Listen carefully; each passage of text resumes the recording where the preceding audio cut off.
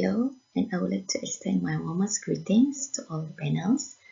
My name is Helen Ana Abang from Politeknik Mukah. Today, I will be presenting our research entitled Challenges of Communicative Learning and Teaching or CLT in Politeknik Mukah. Okay, I will start off with the introduction or literature review. Before this, polytechnics graduates have been criticized for not meeting the criteria or expectation of employers. So these employers expect polytechnic graduates to be fluent in English in addition to their technical skill. So Polytechnic has shifted to Communicative English or CE curriculum in 2011 in response to the demands of industries, which required students to converse fluently in English rather than those who could merely write reports. So this is according to Rashidah and Muhammad 2018. Okay, moving on to literature review. So SRI 2013 defines CLT as a technique of teaching a second or foreign language that stresses student participation as a means or an end goal of learning the target language. Whereas Siti Martini and Rose Aizan 2013 cited that CLT has three characteristics, which are communicative activities, the utilization of generic resources, and small group activities by the learners. Moving on, teachers and educators who are unfamiliar with the CLT method may find it difficult to implement because of their limited language competence. This is according to Carlos 2003, and lack of understanding about the CLT method itself, according to Sato and Kansesa 1999. Generally, the activities and assessment outlined in the curriculum related with English created by the Polytechnic Education Department is in line with CLT as identified by Rashidah and Muhammad 2018. Okay. However, there are doubts about CLT that it does not assist the students since their results are poor. So it prompts the researchers to study what is actually going on from the perspective of the lecturers. Therefore, this study was conducted to discover first the challenges and issues faced by the lecturers regarding the use of CLT, the lecturers' level of understanding of CLT, and the level of implementation of CLT by the lecturers.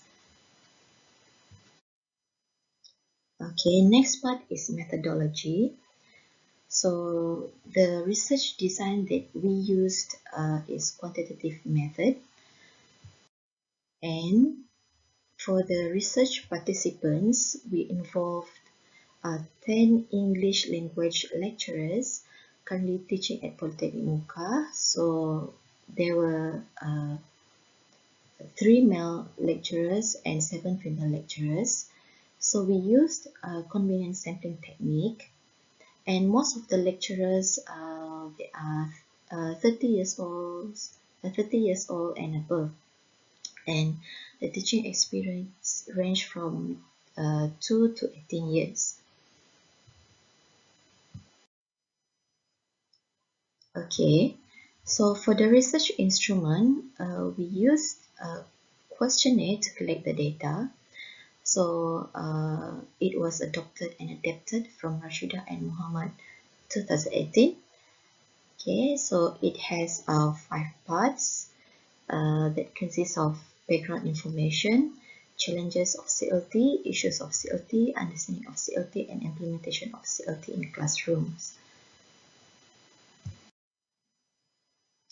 Next part is result or discussion. So first is on the challenges of CLT. So based on the descriptive statistics, it seems that the majority of respondents experience difficulties due to a lack of authentic teaching resources. Item B1 with a mean score of 2.60 and a standard deviation of 1.264 indicates that the lecturers do not have significant problems with proficiency. Next, on the issues of CLT, with a mean score of 4.40 and a standard deviation of 0.516, the highest item in this construct is I feel that students are embarrassed to make grammatical mistakes in front of their friends and lecturers. So this may be an issue in the CLT classroom since other items related to students' attitudes and confidence in utilizing the English language have high readings as well.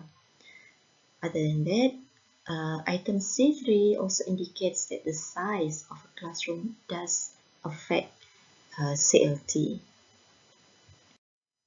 Moving on to the next part on understanding of CLT. The highest mean score item in this construct is teaching grammar, pronunciation and spelling alongside speaking is very important to being able to communicate. With a score of 4.30 and a standard deviation of 0.948. This is followed by item D1 with a mean score 4.00 and the standard deviation 0.816. This indicates that the lecturers have good understanding about CLT, where students must know when and how to use the language, and the linguistic knowledge can enhance the communication process. Next part on the implementation of CLT in classrooms. So here we have 20 items. Okay, and going back to the next page just now. Based on the results, the lecturers implemented the use of CLT in their classroom. Item E4 has the highest mean score of 4.90, whereby the lecturers mostly conduct group work activities in promoting communication amongst students. Okay, the last part is the conclusion.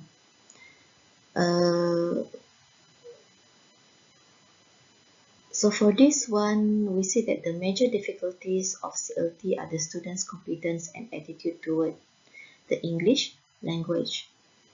Lecturers must acknowledge that students need a significant amount of time to develop their competence. And this research contributes to the discourse regarding CLT at polytechnics. And given the study's small sample size and limitations in terms of data gathering techniques, future research may use a broader range of data and a diversity of data collection methods. So future study also may include students' perception to get a more holistic understanding. And that's all from me. Thank you.